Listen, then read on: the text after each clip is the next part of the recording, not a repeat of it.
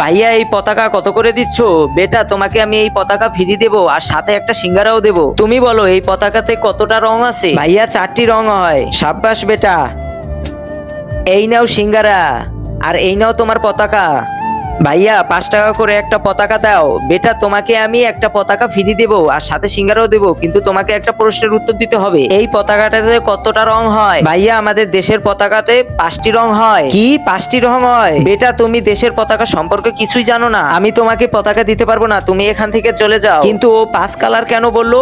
বেটা শোনো, বেটা তুমি পতাকাতে 5 কালার কিভাবে বললে? ও বন্ধুরা, তারপর কি হলো সেটি দেখার আগে তুমি বলো, তুমি কি আল্লাহর ঘরকে ভালোবাসো নাকি মন্দিরকে ভালোবাসো?